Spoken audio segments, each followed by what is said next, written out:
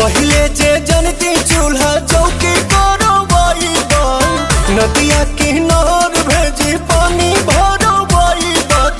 कबो न बियाह बारा चैती अहो राजा मांगे न सेनुराटी कवैती अहो राजा कबो न बियाह बारा चैती।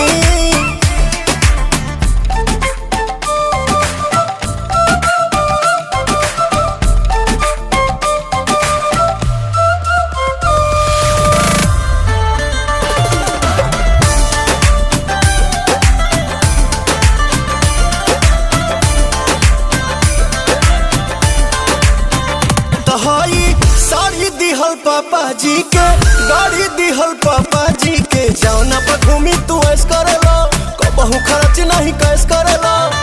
कुल ही कमाइया सब